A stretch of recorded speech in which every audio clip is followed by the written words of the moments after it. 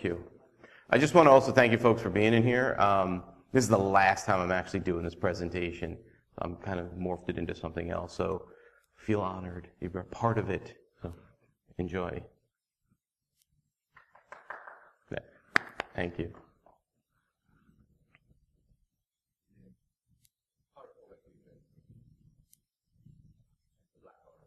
So welcome to Make STEM Great Again. This was a presentation created by Chris Sistrunk and myself while last year, while we were in the heat of all of the different presidential candidates. We thought it would be a fun theme now that the election is over. This will be the last time I'm ever delivering this presentation. So here's a quick intro slide. If you don't know me, my name's Dave Schwartzberg. I also go by Heel with Hands, or Heel for short. Goes back to my childhood, that name. We'll have that conversation later if you want to know a little bit more about its derivation. But on Twitter, at D Schwartzberg. I also work for Mobile Iron, manager of security and privacy, which is a lot of fun. Mobile Iron, probably one of my most favorite positions I've had so far throughout my career. I'm also one of the founders and the president of Hack for Kids, which, if you haven't heard about Hack for Kids, it is an organization dedicated to helping youths understand cybersecurity, best practices, as well as introducing them to IT and security, and make sure that they're safe and kind of help fill some of that gap that we have in employment. I don't know if you guys know who Chris Sistrunk is. He's a big ICS SCADA guy. He and I, chatting in a chat group, kind of came up with this idea, and he's a consultant over at FireEye. And he's out of Jackson, Mississippi, where he's the organizer for B-Sides Jackson. So we felt that being like election-oriented kind of talk, we should have a platform to speak on. So my platform is that no child's email is left behind. Give them their own server. Why not? It worked for somebody else. And for Chris, he said, and it's supposed to be in his best Trump voice, or actually Bill Clinton voice, we're going to build them a firewall, and IT is going to pay for it. Make SCADA great again. So that's pretty much fun intro. A little bit more detail in my background, because I'm here by myself. I don't have Chris with me, unfortunately. But I mentioned a few other things. But some of the other things that I do is I'm a First Lego League coach, so I'm also very active. We have like weekly meetings. We're taking a break now before the new season begins. But once it begins, they're going to be meeting regularly. I'm also active in scouting. So I know I had this conversation with somebody a little bit earlier, so I apologize for the redundancy. But as an assistant scoutmaster, I'm also a merit badge counselor in 4 technical disciplines within the merit badge, but also chess and public speaking. I'm also den leader and an assistant cub master, wood badge trained.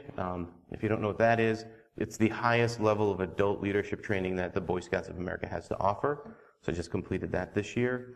I am a camp director for Cub Scouts, which is a fun way for them to get enrichment in different activities, but we have about 160 to 170 scouts that participate for 3 days, and then on the last day we have about 500 people as a family picnic. I'm active in the STEM steering committees within our council, and again, if you want to reach me in addition to Twitter, I'm available on Facebook and LinkedIn. So the next part here is a chant, so I'm going to need all of you to participate in your deepest and loudest voices so it sounds like the room is filled. USB, USB, USB. Thank you. So who's never heard of STEM? Exactly. Everybody nowadays has heard of STEM, science, technology, engineering, and math, but most people really kind of don't know where it's come from or how did it suddenly become so popular. It's a little bit of background information on that. So in 1997, the National Science Foundation wanted to begin providing funding to educators and education institutions to educate their educators more in the areas of science, technology, engineering, and math, or I will just say STEM going forward. And that was kind of where it springboarded. It was teach the educators and then they'll teach downward. And this was not just at like the high school level, it was also at the college level all the way down to middle school eventually. But in 2010, somebody said, yeah, STEM is nice, but something's missing. Art. So, instead of calling it STEM, let's call it STEAM. And it's actually a term that's used somewhat nowadays, and there's the website STEAM-not-STEM. So you can get some information. And if you believe that art is an important discipline that we should be spending money on to educate the kids, then you're somebody in this camp. But if not, then, you know, there's nothing wrong with art, but for example, what I do with kids is more STEM focused. And then in 2014, somebody named Rob Furman wrote an article for the Huffington Post, and he titled it, STEM Needs to Be Updated to STREAM, which I think maybe the alternative title should have been STEAM Needs to Be Updated to STREAM, but that includes reading. So now there's it's being implied that we're falling behind globally in reading as well as art and science, technology, engineering, and math. So kind of really like the initiative is to catch up. So here's some other kind of points that people were making. There's the link to the article if you want to read it yourself. It's old news, but some people still have not heard of it. So in addition to what the NSF is doing, Barack Obama back in the early 2010 said, you know, we need to do more of STEM type of activities. We need to fund it more. So he made $250 million available for training. Now, it might seem like, well, wait, didn't this get started in 1997? Why is it like 13 years later, the current president's like adding money to this program? It's additional funds. He kind of really wanted to give it more momentum. And then also, while addressing the Department of Education, he made this very interesting statement, which you could see there on ed.gov/STEM, the full article, but I'll read the bolded part in case you can't see that. It, meaning science, is an approach to the world, a critical way to understand and explore and engage with the world, and then have the capacity to change that world. Sounds familiar? Where are we at? What kind of conference? So how did Chris and I come up with this idea? Again, we were in a group chat, and then we kind of went private, and I don't know if you could see that, but it's just like, we were just kind of talking about it. It was like, you know, I'm giving your idea for STEM some more thought, and we're like, okay, we want to introduce this other discipline, and it was kind of like, well, how do we want to pronounce it? Where did you want to put it? We're going back and forth like, STEM, or more like you're clearing your throat, STEM, or like, if you haven't figured it out, I'm Jewish, maybe with the Jewish kind of sound, like STEM, but that would be really hard to pronounce. And then one we was like, how about METHS? Oh, no, we don't want to do that one. So it just kind of, you know, one of those things, you kind of riff on it, and we came up with this idea, and then let's just like put together a presentation, and that's where Make STEM Great Again came from. So what is STEM, or STEM with an H, or however you want to say it? Present to you. It's the hacking part. I'm sure you might have figured this out. So we wanted to give it a nice like icon or a logo, and when you do some searches on like a hacker image or logo, what do you come up with? Right, the glider. So the glider's in there, it's indicated in red, in addition to all the other disciplines are with their symbols, which could be changed depending on who's making them for you, but this is STEM. Why do we need this? Why do we want to do this? Well, there's a lot of reasons. Hacking seems to be like one of like the new cool things to do again for people. Kids want to call themselves a hacker because it sounds cool, makes them look smart, makes them look really knowledgeable about computers. In fact, hacking does not necessarily only include computers. And then we're going to cover some case studies, and then we're going to talk about the challenges, because there are some. So who in this room began as like a computer hobbyist? You can just raise your hand. Who's like still is a computer hobbyist? I know I am. No? You guys kind of just woke up one day and became a computer professional or InfoSec? Usually you kind of start off playing around with what you have available to you. Here's like a really old computer. It looks like it might be a Packard Bell, if you guys remember that company. I know I do. And then you kind of tinker around, you start to understand things, you read a few manuals, but you're like, I need more information. My public library doesn't have everything I really want to know about this machine. So you go and discover this thing called a BBS. You remember that? bulletin board system. And there's some web page bulletin board systems, and then you start to find things you didn't know you were going to find, like the Anarchist Cookbook. But then you start to find a lot of low-level knowledge, really deep information about the systems, and then you kind of start to wonder, like, what if you make some small changes here and there? What if you turn things around, turn them upside down, kind of like what Barack Obama was saying, right? Just making changes to their world, or in that case, the system, which could be your world. But then there's some folks who decide to make it as a career. So here's the head of Rapid7 now, Kevin Mannie, came from Mandiant, and there he is on his throne. Chris included that because he works for Rapid7, so he thought it'd be funny to put that in there as a little kind of a troll image.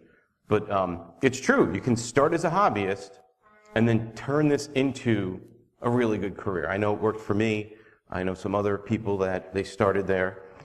This guy, you guys know who this is? Eric Burgess, yep. I tried to find a picture of Rob. I even DM'd Eric. I go, do you have any pictures of Rob? Anything funny? He goes, nope, I have nothing. I looked up his Twitter handle, nothing. It is barren. It is a wasteland of media. So I couldn't include Rob, but here's a lovely picture of Eric. So now the media. You guys are familiar with the media, right, when it comes to hacking? So if you remember the derivation of the term hacking or to hack, it really kind of came from a model railroad club.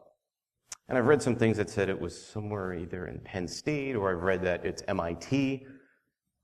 It depends on who's editing the Wikipedia page, I guess, that day.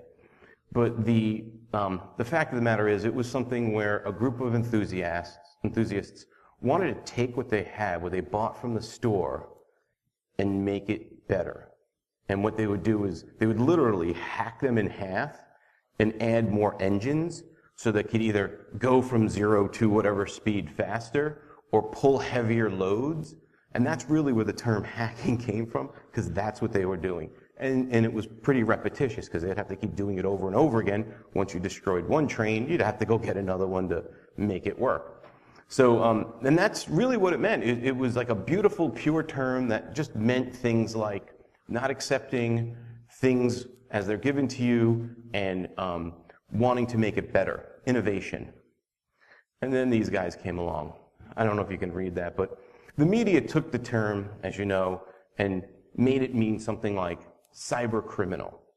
And there was this really long period, and still today, it's true.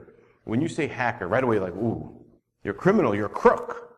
So I guess everybody here is a crook, and we should all be incarcerated because we like to make things better. We don't accept things as they are, and if we find a vulnerability and we responsibly disclose that vulnerability, we expect the manufacturer to fix it. IoT. So here, if you can't read the title, it says, hackers can turn your home computer into a bomb and blow your family to smithereens. Who's ever done that? Iron Geek, have you ever done that? Maybe you've tried? Okay. No, you can't do that unless you have physical access to the device and you slap some explosives to it. And now it's a bomb, but maybe some batteries have ignited. That's a little different, but it's not somebody doing that intentionally. That was just some chemistry fail. But it's completely out of control. And then this is another one that Chris found. These people were hacking a dam, and the title was "Damn Hackers," which was kind of cute. So yeah, this is a real problem, right? With ICS and SCADA networks that are under attack, whether by nation-state threat actors, curious people, or whoever has the motivation or has been paid to do it. And then there's also the improvement upon the media, where they actually are kind of depicting what we do professionally in a much better light. I don't know if you guys are watching Mr. Robot. If you're not, I highly recommend it.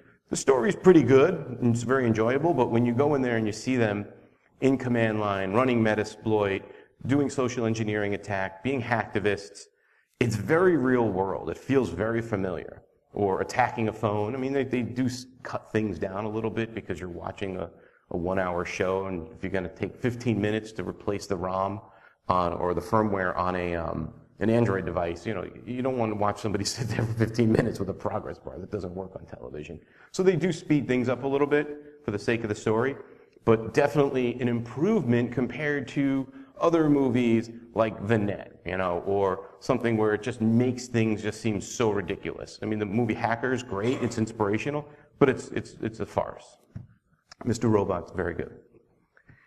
Some other things in the media as well. Looking at CSO Online, they're saying that 0% cybersecurity unemployment, there's 1 million jobs that are unfilled. So 0% unemployment, I think, is a bit of a stretch, because I do know some people looking for work in our industry. Some of them are here today, and I know some of them are very, very skilled and knowledgeable. Bit of a stretch, but for us to try to understand 1 million vacant jobs in our industry, I don't think we can actually comprehend it. You could say you can, but to think about how many people that is, and what the data that's missing there, at least from when I saw this, is that just the US or is that global? Global, I can okay, that makes sense. But it might mean in the US. And then, I don't know if you guys heard of Swag, Speak with a Geek. They were at B-Sides Las Vegas last year interviewing people saying, hey, how are we going to solve this problem? We've got 1 million vacant positions showing up, and they were saying it was like 2020.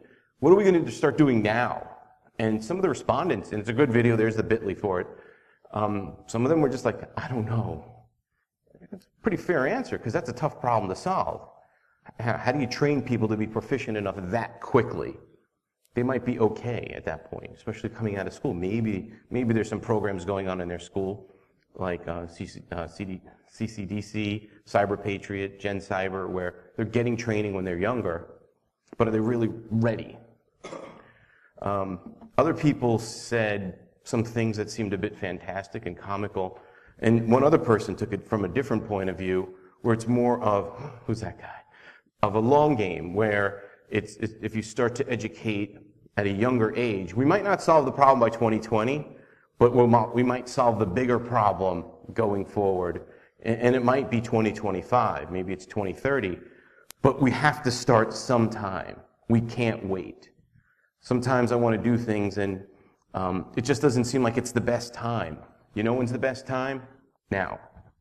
Don't wait. Don't put it off. Take the vacation, take the online training, update the resume, whatever you've been wanting to do, get a new job. Now is always the best time.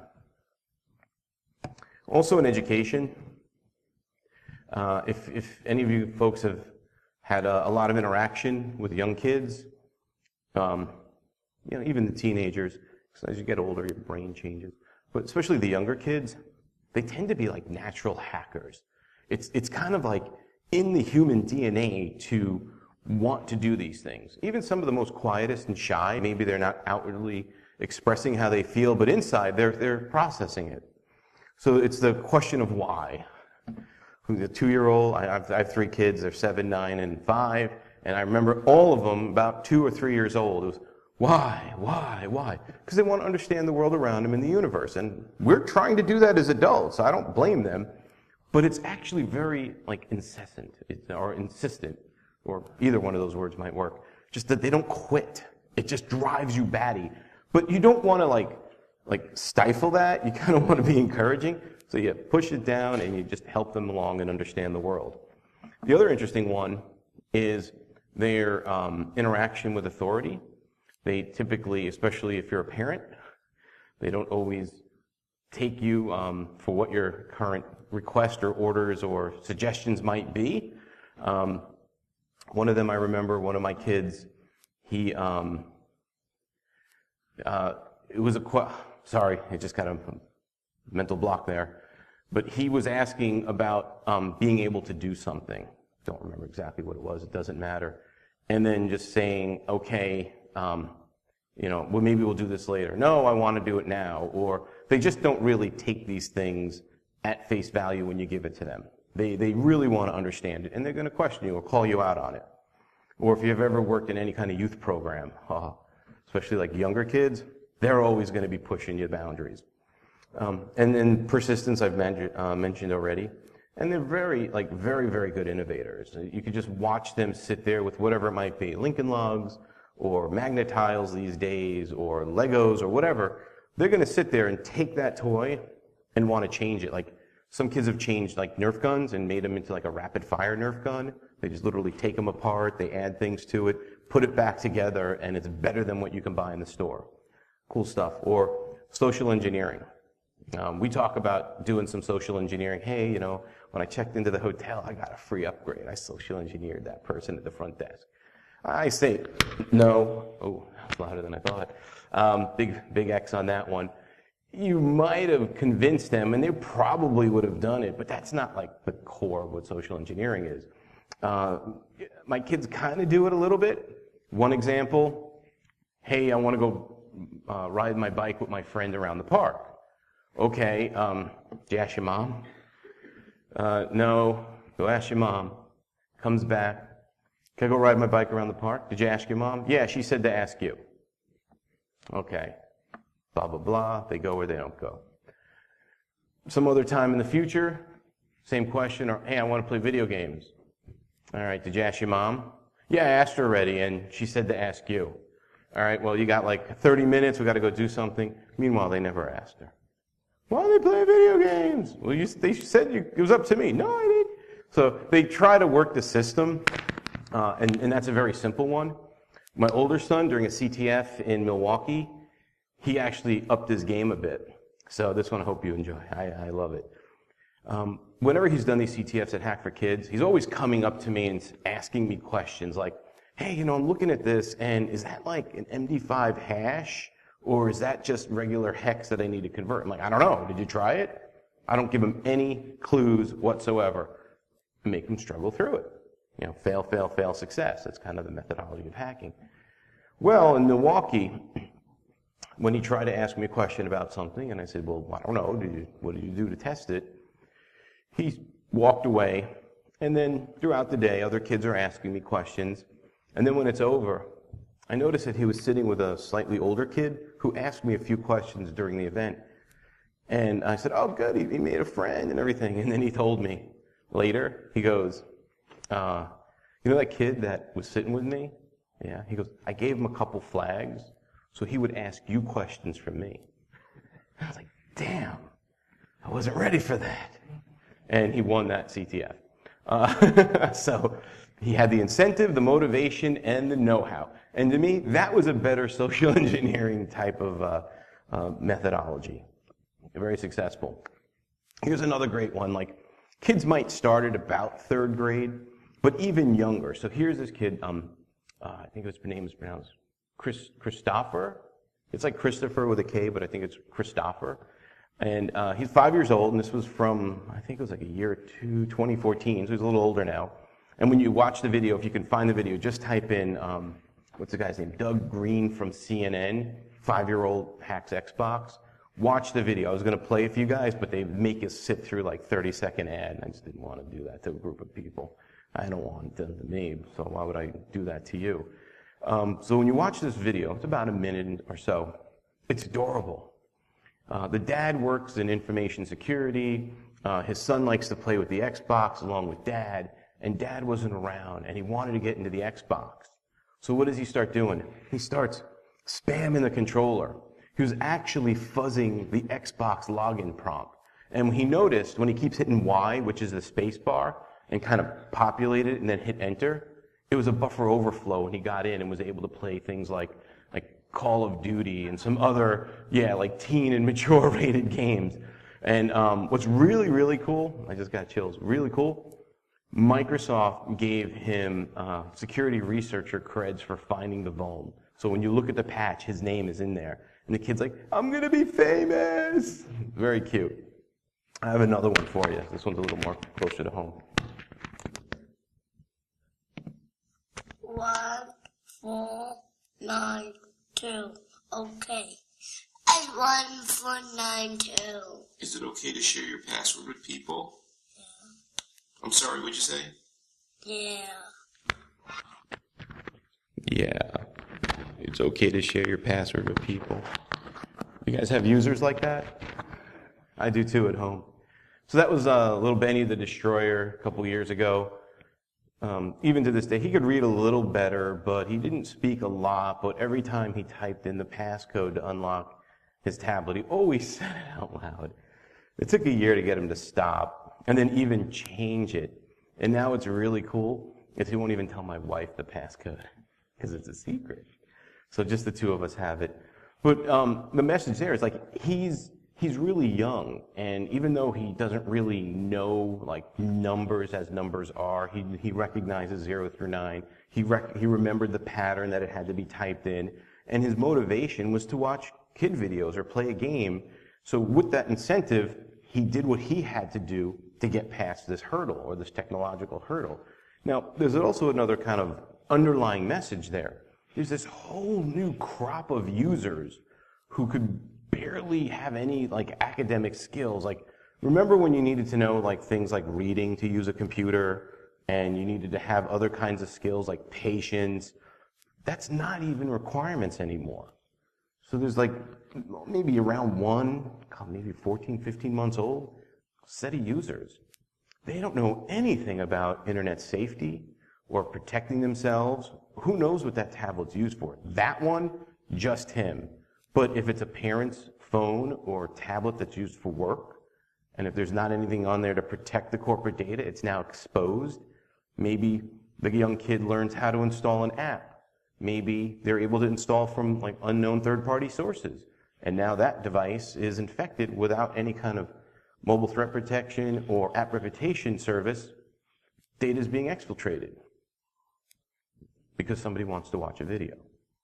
And they're not expected to understand this, but the adults are, the parents are. So that's another new problem to be solved.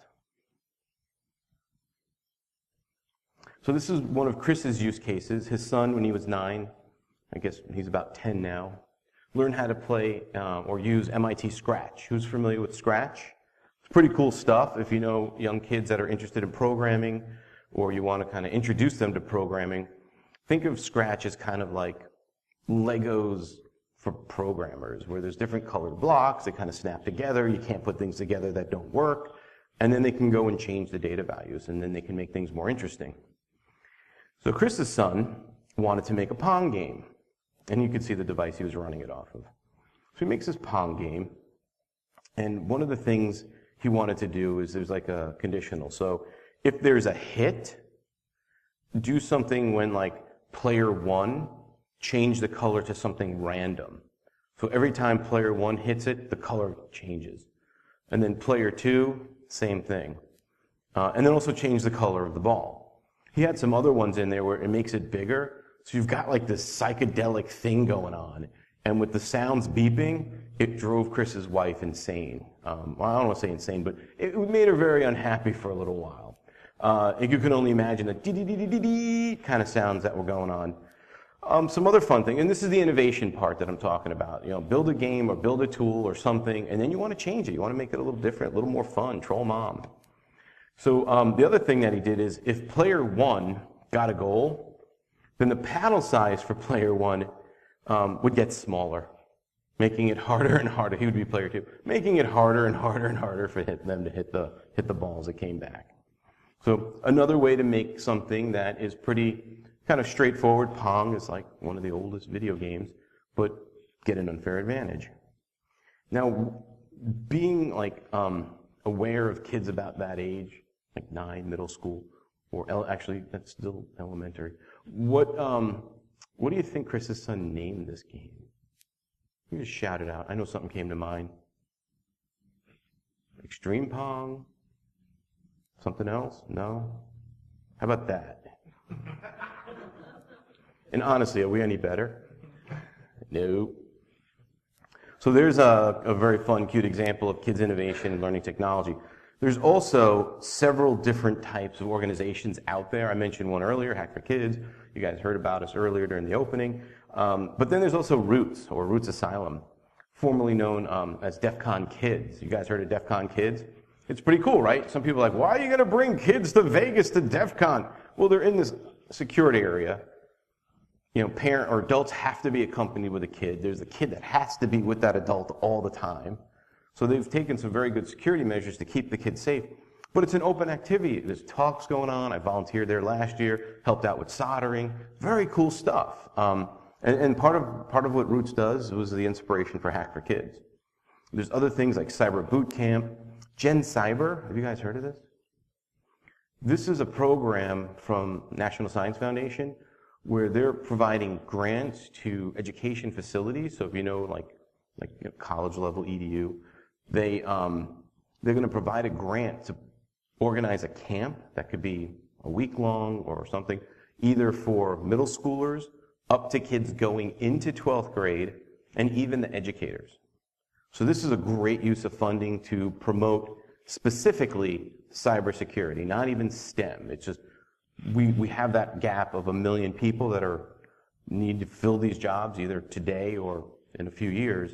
So this is one of the initiatives they've taken to solve that problem. There's also Kids Hack Day, First Lego League. I mentioned earlier, I'm a Lego League coach, which is great. It's a fun program, just specifically with robotics and programming and project management and stuff. Interrupt, you guys heard of Interrupt? That one I think is near Chris in Mississippi. And then Cyber Patriot, middle schooler, high schooler program, very cool. I know some people that are Cyber Patriot coaches, and hats off to them for getting it started. I did not have success the first time I've tried. That doesn't mean I'm going to give up. I focused on FLL for a while and some other things. But if you are thinking about being a coach for Cyber Patriot, my advice that I give to you, which came from another coach, is rather than approaching the school directly, talk to the parents.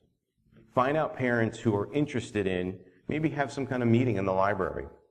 Find out who's interested, fill out a petition, get their contact information, present it to the leaders of the school district and say, this is an interest in your area. I'd like to be a coach and help you keep costs down as well as not have to tax or add additional pressure to your current educators. I'm here to help and train them. That's what you want to do. Otherwise, it might be a bit more difficult to kind of get that program started in your area. So you heard of Hack for Kids. I have a couple stories for you. They're very, well, I'll let you decide. So there's Bob, and we met Bob at Circle City Con in Indianapolis. We had an area, kind of like what we're going to have tomorrow here at NolaCon, but Bob, his dad came in, dropped him off, so his dad could go to talks and trainings. I think it was a training specifically in this case, and that's fine, because we had the room pretty much penned off, like the kids can't leave without their parent. So Bob was there, and I'm like, well, we got this and this and this. What do you want? He was like, I don't know, crypto corner, what is that? And we're teaching the kids about hashing, encoding, and encryption. So Bob goes there, and he's never done any of this stuff before. So, the CTF started, and when you're active or participating in the CTF, there's a lot of encoding. There's a lot of easy encryption, right? So this is something that we added to our program in order to educate these kids, because it's very important. So Bob sat down with one of our admins and starting to learn about how to decode binary manually and hexadecimal manually and base 64 manually and so on and so forth. We had about 9 challenges, and he was determined to get through all of them. He could care less about anything else that was going on. Even when we took a break for lunch and we came back, he was standing in front of our door. We locked it, of course, waiting. I was like, how long did you wait? He's like, I don't know, 20 minutes or so. The kid was so passionate about math and how it relates to computers that he just stood there and waited for us. So obviously, apologize if it felt bad, but he went right in there and kept going to work on number crunching. So he enjoyed it. And had like, oh, this was great. I never knew I love this kind of stuff. Awesome. So he emailed his dad. I had his dad's email because he emailed me before the event asking me some questions. And I said, hey, Bob's dad, by the way, that's not his real name. Bob's dad, what did Bob tell you about his experience? Oh, typically, hey, what'd you learn? Nothing. Did you have fun? Yeah, it was fun. And that was kind of it. If you're a parent, this is the kind of communication you have with your kids. Well, went to typing. Big email to Bob's dad, letting him know how much he impressed us. your son is very much interested in this type of mathematics. You really want to explore this with him, so on and so forth. And of course, Bob's dad replied, I had no idea this was a passion of his. So kind of one of the real nice things in this story is that not only did Bob realize something about himself he didn't know he had an interest in, which is something that's important for our industry, but his own parent didn't know. And who knows their kids better than their parents? Probably their best friend. But now his parent can explore that and nurture that and go forward and give him like the learning opportunities that he needs. So he was thrilled to hear that we gave him that kind of feedback and experience. And then there's Alice. So met Alice at, and by the way, Bob went from the Circle CityCon Hack for Kids, and then he wanted to go to the one in Chicago, which was a few weeks later, and it was, of course, his dad was like, are you going to have new challenges? Like, yep, we're going to make some just for him. So we did things like Orbesh and Braille and other stuff. So we didn't want him to show up and go, did this already. No, he went there and he was engaged. So on to Alice. Met Alice in Detroit a couple years ago in 2015. She was 12 years old. So Alice's story begins with her when she's born into a family of parents with some chemical addictions. One, if I remember correctly, was an alcoholic. The other one was an addict, drug addict. I don't know which is which, but it doesn't matter. But Alice's foster mother was telling me about her. And they adopted her, I think she was about 9 or so. And she maybe a little younger. And she was somebody, so when you think of like somebody being born into a family with parents that have these kinds of addictions, they tend to be like more inwardly focused as well as like their next fix.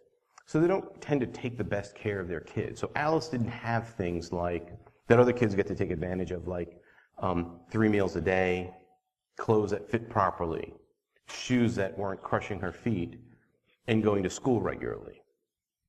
So she didn't have all those things.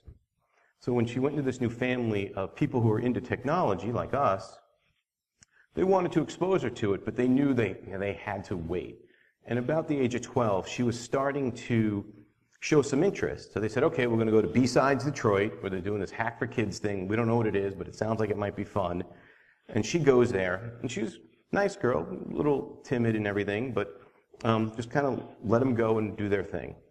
Well, one of the areas that we had that year was a SumoBot table.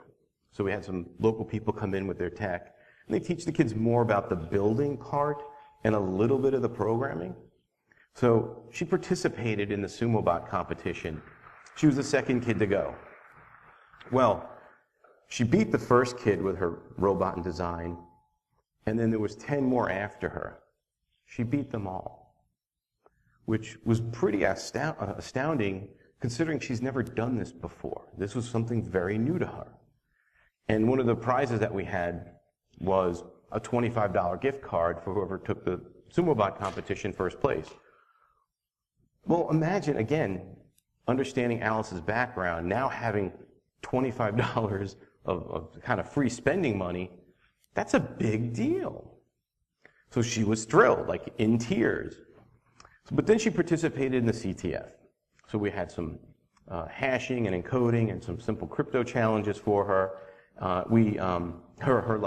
Her foster mother was there sitting with her, and I would just observe people. And one of the things that we do with Hack for Kids is whenever we see kids getting stuck, we don't really want to have them like kind of push them into the answer by giving it to them. You want to kind of steer them. But the first thing you should always begin with is, do you want time or coaching? And that's something that you guys can take away with today.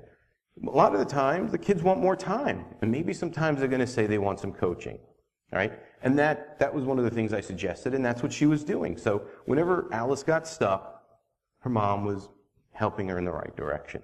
So she got almost all of the crypto challenges that we had to offer in the CTF. We had some social engineering. She did well with those. Of the lockpick village, we had up to 6 pins.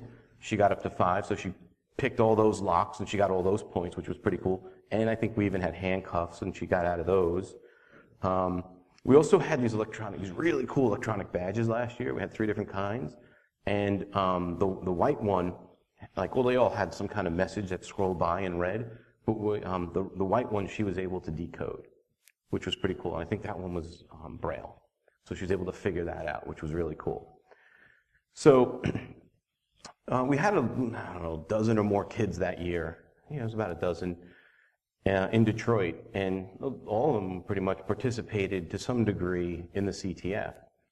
But Alice's interest in technology and overcoming her fear and the complexity and I don't know how to do this, she didn't give up. She was very persistent, which goes back to what I was saying before about how kids are great hackers. They're very persistent. So not only did she win the SumoBot contest, she tied for first place in the CTF, which again is outstanding. And one of the prizes that we had was a Kana kit. So, and a Minecraft server, a virtual Minecraft server. So she gets to choose first, ladies first, and she picked the Kana kit, which was actually cool because now she has her own little computer, which was great. So it was a great day for her, but again, going back to these stories, like these kids are having revelations about themselves as well as their parents are. And that's very valuable to continue to foster the new crop of future hackers. You know, just because you can do something doesn't mean you should do it in the wrong way. You know, you can use the Spider-Man quote, great power comes great responsibility. I think that's a little overused. I hear it a lot, but it's still the same idea. We need to engage students more. We need to engage them as mentors. And then as we see them mature, they need to learn how to become mentors. So Hack for Kids Chicago, this is our first year where we're actually having kids who came a couple years before that want to be mentors. One of them I think is 16. And then we have some others who are like 11, and another one I think is 12. They want to be mentors. So we have 4 child mentors this year, which to me is like, win, because that little baby. Because now the kids they're kind of getting to the point where we've been wanting them to be from the beginning, but we had to be patient and persistent, and they want to teach each other.